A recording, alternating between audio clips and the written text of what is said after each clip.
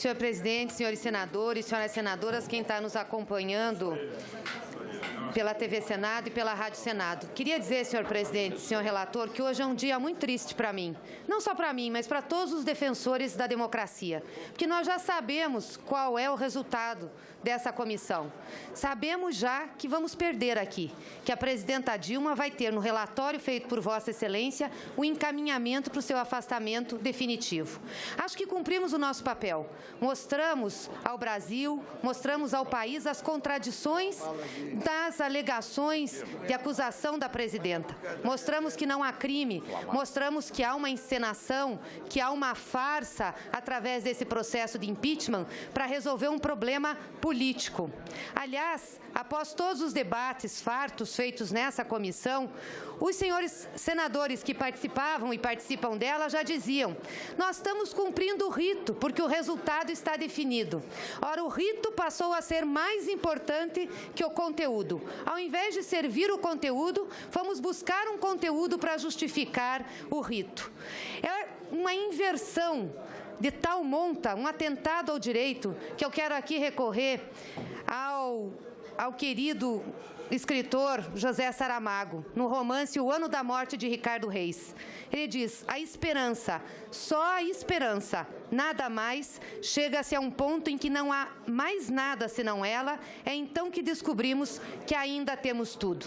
Porque é a esperança que vai nos levar ao plenário dessa casa, para que a gente possa fazer a resistência e o convencimento dos senadores que aqui não participaram do debate e que sei que muitos estão abertos aos argumentos que nós apresentamos nessa comissão. É a esperança que nos fez vencer a ditadura militar, que também foi implantada nesse país em nome da democracia. É a esperança que nos levou a eleger o primeiro operário presidente da República desse país, num projeto que transformou as relações sociais brasileiras, e foi a esperança, de mão dadas com a democracia, que fez com que nós pudéssemos eleger a primeira mulher para presidir o Brasil.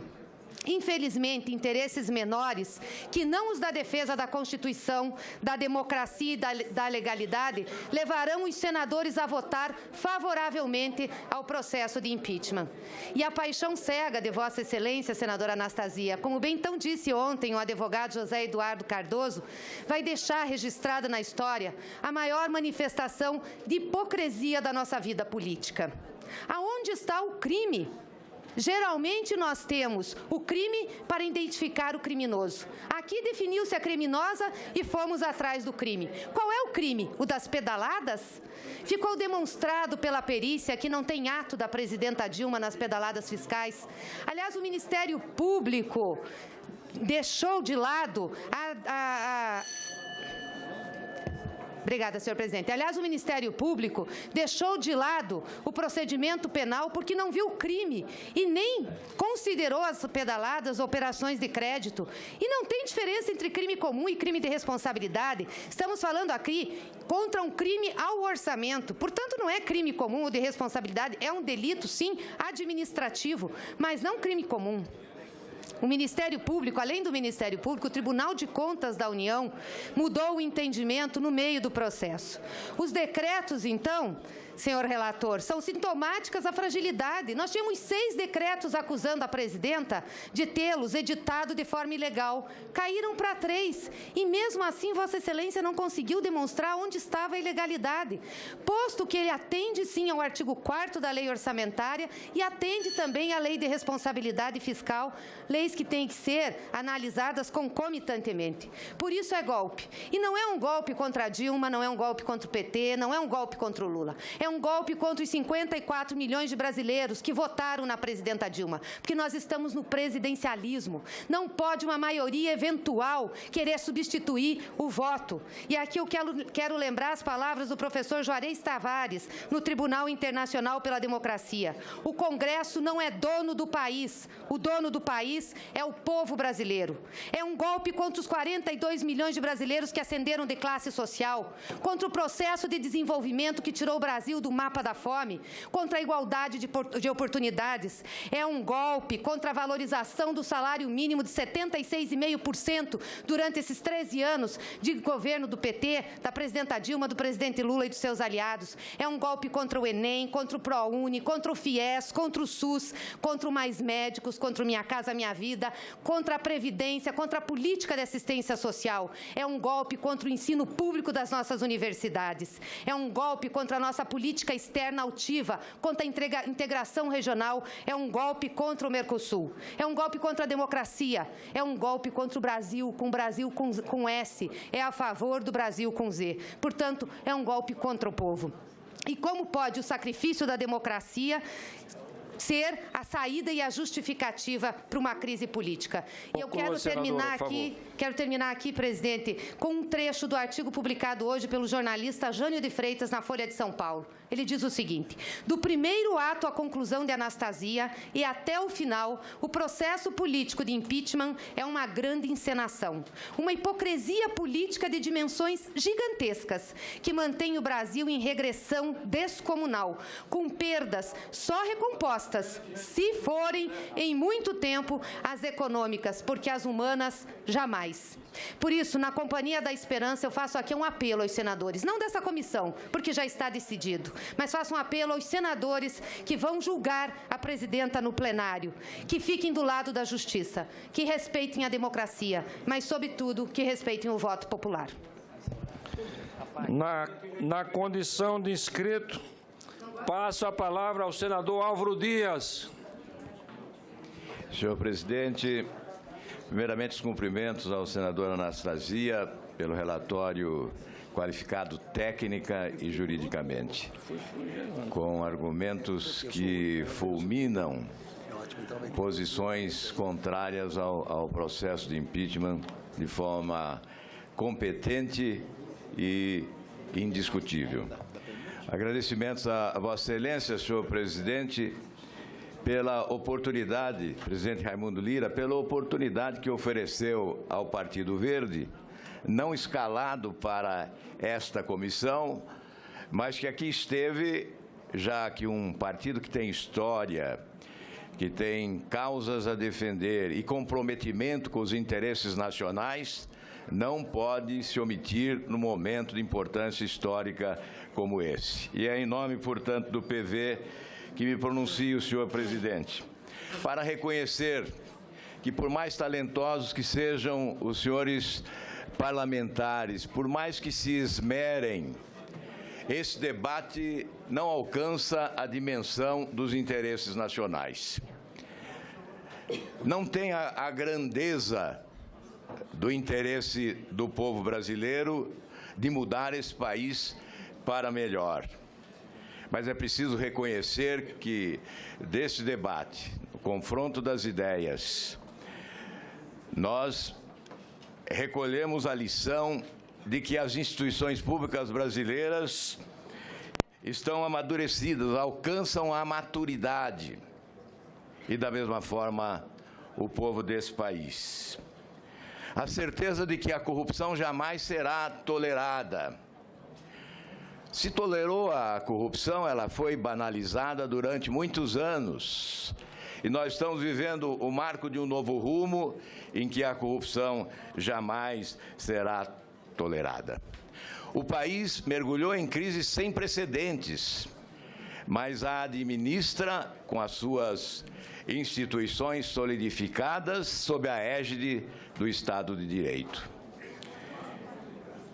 E nesta crise sem precedentes, no seu epicentro, um processo de impeachment que nasce da vontade do povo brasileiro.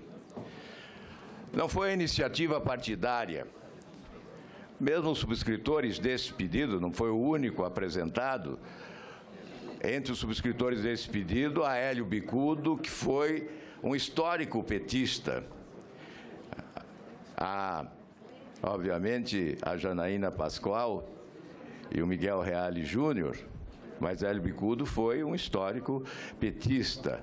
Na realidade, esse processo de impeachment nasceu nas ruas do país, foi embalado pelas manifestações populares gigantescas que sacudiram essa nação.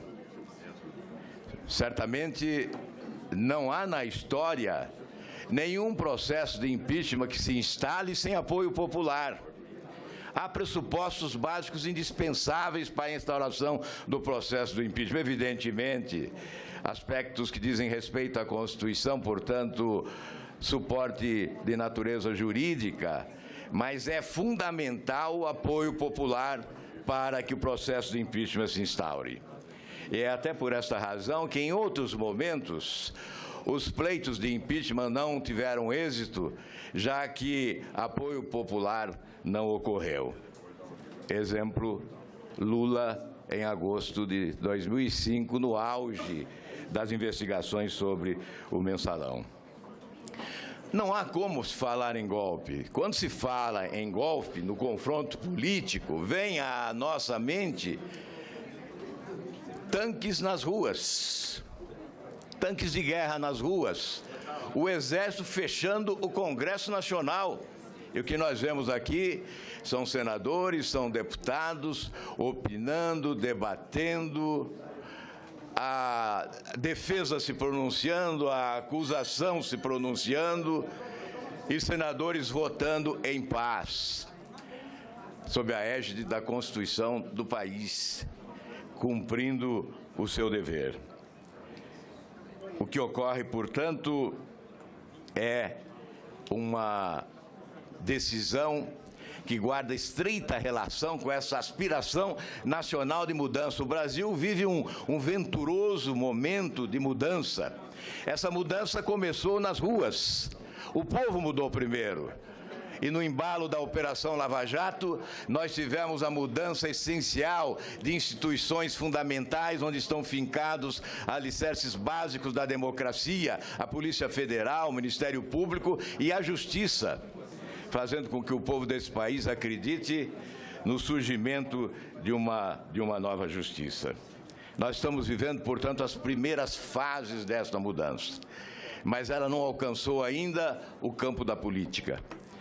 A mudança tem que chegar na política. O Brasil é um país à espera de reformas, a reforma política é uma delas, mas eu me refiro, sobretudo, à mudança essencial, que é da cultura política brasileira. É a mudança do comportamento dos políticos nacionais.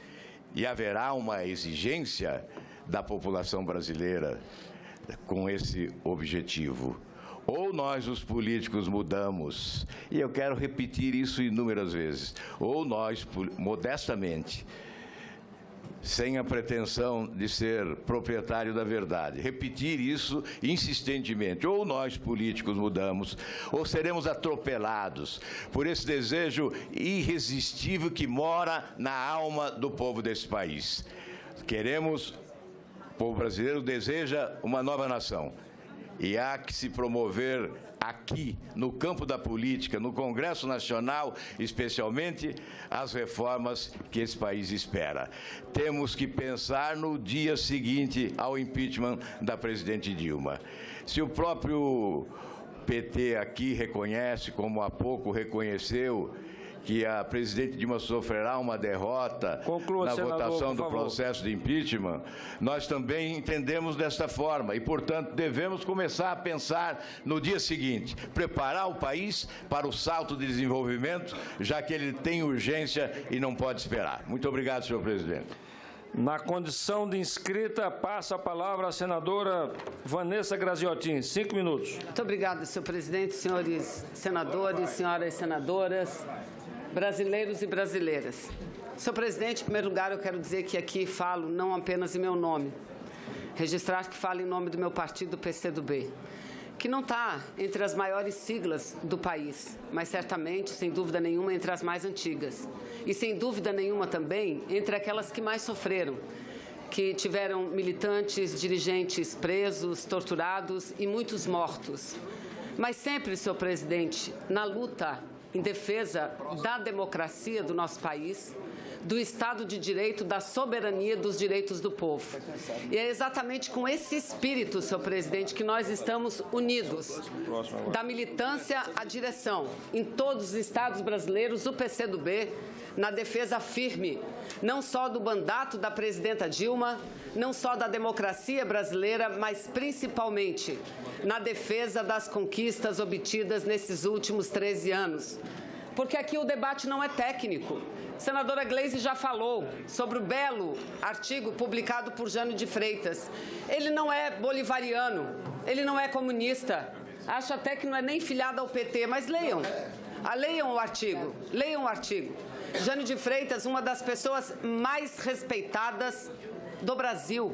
E qual é o título? O afastamento de Dilma é a hipocrisia como jamais houve no Brasil. E ele se socorre em quem para fazer essa afirmação? No presidente usurpador Michel Temer, que disse agora recentemente que esse processo não é jurídico, é só político. E ele destrói aqui, porque não é isso que determina a Constituição, não é isso que determina a Constituição brasileira. E lá no final, senhor presidente, o que é que ele diz?